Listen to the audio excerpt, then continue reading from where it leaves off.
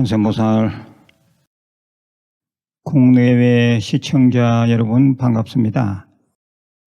예, 드디어 우리 구독자가 11만 명을 넘었었습니다. 예, 모든 분들께 감사드립니다. 예, 아직도 고집 피고 구독 안 하고 들으시는 분들은 이번에 꼭 좀 구독해 주시길 부탁드립니다. 유튜브 불교대학 발전이 불교 발전이기도 하니 긍정적으로 동참 포교해 주시면 감사하겠습니다. 좋아요도 좀 눌러주시고 댓글도 부탁드립니다. 광고도 30초 이상 넉넉히 봐주시면 불교대학 운영에 큰 도움이 되겠습니다. 예, 오늘 제가 만들어서 제시하는 한자성어는 광내음거입니다. 빛이 오면 그늘은 간다. 빛이 오면 그늘은 갑니다. 음미해 보시길 바랍니다. 예, 오늘은 33 관세음보살님 중에서 암호관음에 대해서 말씀드리겠습니다. 부처님은 깜깜한 인생 동굴에서 빛을 주시는 분이다. 예, 이러한 부제를 달고 말씀드립니다. 부처님은 깜깜한 인생 동굴에서 빛을 주신다. 불교 수행이 동굴과 관련된 경우가 많습니다. 그것은 부처님 당시부터 그랬습니다. 인도 성지를 순례하다 보면 부처님께서 7일 용맹 정진한 끝에 깨쳤다는 부타가야를 만나게 됩니다. 부타가야의 앞권은 당연히 52m 높이의 마하보디 대탑입니다. 그런데 마하보디 대탑의 하단부에는 정말 장엄스러운 부처님이 모셔져 있는데 그곳은 습굴의 형태입니다. 그리고 거기서 도보로 1시간 정도 걸으면 전정각산을 만날 수 있습니다. 전정각산이란 부처님이 깨달음을 이루기 전에 고행하셨던 산이란 뜻인데 연구 자료에 의하면 부처님께서는 전정각산에서 5년 정도 계셨던 것 같습니다. 그 전정각산의 7, 8부 능선을 오르다 보면 유영굴이란 좁은 굴을 보게 됩니다. 아까 저 굴이 거기 이제 부처님 그림자가 남았다는 유영굴이라 하죠. 들어가 있는데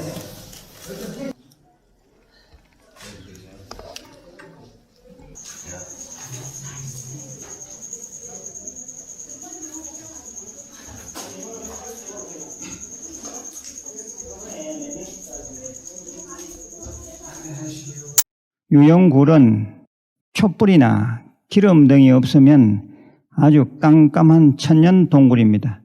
그런데 부처님께서는 그 동굴에서 오랜 시간 정진하셨다는 게 정설입니다. 여기서 제가 말씀드리려고 한 것은 부처님께서도 동굴에서 수행하셨다는 사실입니다. 다른 얘기입니다. 우리 불교 교단사, 특히 참선을 주로 가르치는 선종에서는 달마대사를 초조, 즉 첫 번째 조사로 내세웁니다. 달마대사는 인도 사람으로 불교의 핵심인 마음법을 전하려고 이영만리 땅 중국까지 오시게 됩니다. 그런데 당시의 여러 분위기가 마음법, 신법을 받아들일 만한 시절 인연이 아니었습니다. 그래서 달마대사는 소림사에서 거리 멀지 않은 동굴에 거처하면서 8, 9년의 세월을 보내게 됩니다. 지금도 중국 불교 성지 순례를 하다 보면 달마대사가 머물러셨다는 달마동굴을 꼭 가게 됩니다. 달마동굴은 거리 깊지는 않지만 돌아앉아 면벽 참선하기에는 딱 그저 그만인 규모의 동굴입니다. 저는 몇 차례 그곳을 다녀오면서 우리 이곳 세계명상센터 내에 그런 공간이 있으면 좋겠다 이런 생각을 한 적이 있습니다. 지금도 그 위치를 찾고 있는 중입니다.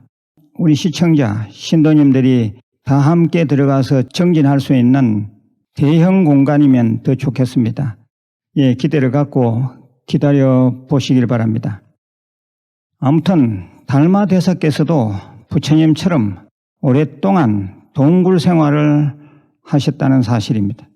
우리가 33관세음보살님을 지금껏 공부해오고 있는데 여기 20번째에서 동굴 속의 관세음보살님, 즉 바위, 암, 지포, 암호 관세음보살님에 대해서 말씀을 드리려고 서두를 이렇게 길게 끌고 왔습니다. 암호 관세음보살님, 동굴 속의 관세음보살님, 좀 재미있기도 하고 이색적이기도 하죠. 예, 이 얘기 하나를 해드리겠습니다. 오장이라는 사람이 있었습니다.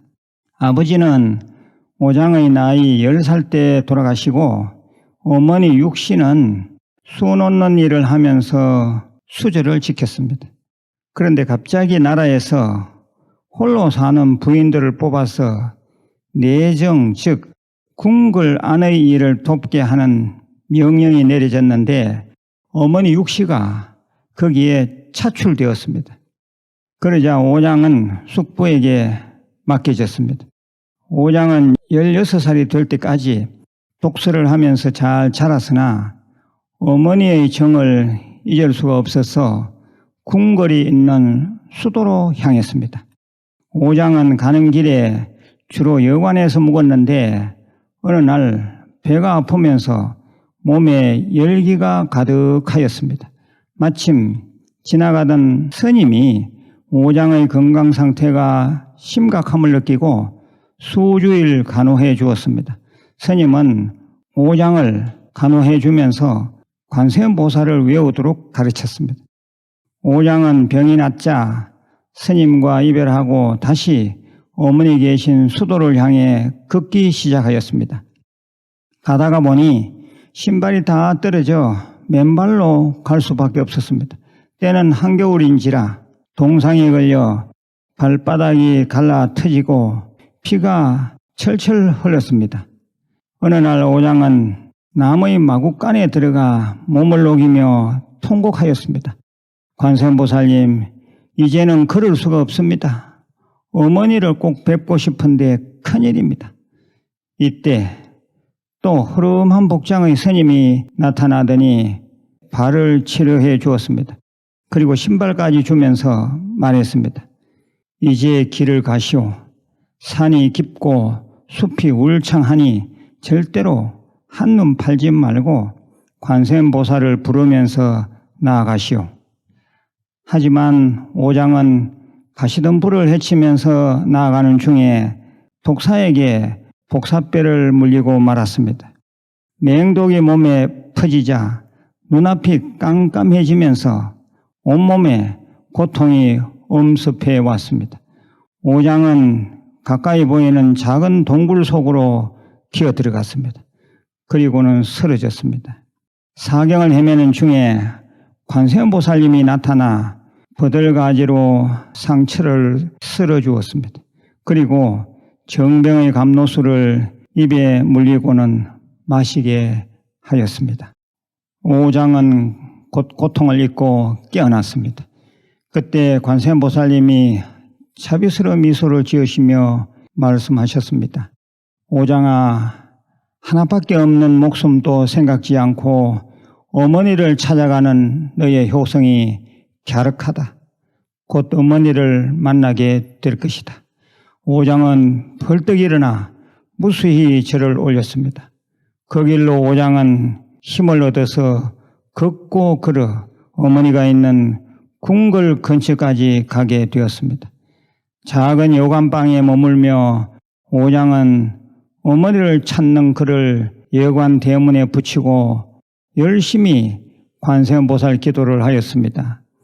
21일쯤 만에 글 내용이 왕에게까지 보고가 되었습니다. 왕은 두 모자를 상봉케 하고는 많은 돈을 주면서 고향으로 돌아가게 배려하였습니다. 고향으로 돌아온 오장은 어머니와 행복하게 살았습니다. 물론 결혼하여 자손도 번창하였습니다.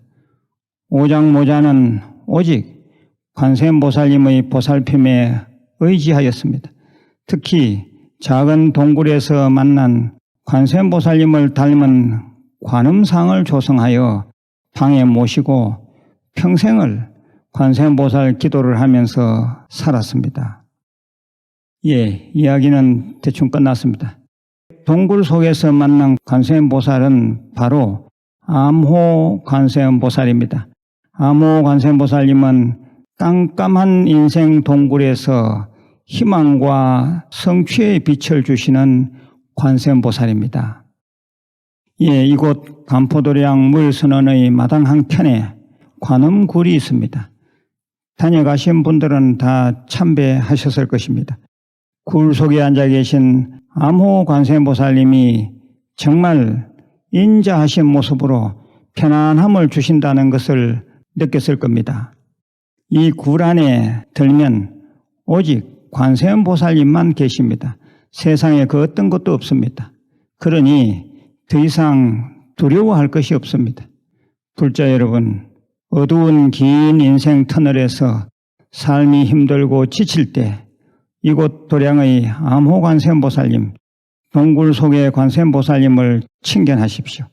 지극정성 기도하시면 동굴을 인연해 정진의 힘을 얻으셨던 서가모니 부처님, 시제를 기다린 달마대사처럼 우리는 암호 관세음보살님의 가피를 입을 수 있습니다. 끝간대까지 간 중생들의 귀처인 관세음보살입니다. 그 어떤 경우라도 관세음보살 옷자락을 놓지 않는 불자들 되시길 바랍니다. 예, 마지막으로 공지사항을 말씀드립니다. 무일선언 큰법당 주불 관세음보살 점안식이 5월 29일 2시에 있습니다. 관세음보살 봉안 접수는 5월 26일까지입니다. 봉안 접수하시면 관세음보살님 복장 속에 이름을 넣어드립니다. 자매 채널 비우리 많이 좀 방문해 주시면 감사하겠습니다. 늘 건강하시고 내일 다시 뵙겠습니다. 관세음보살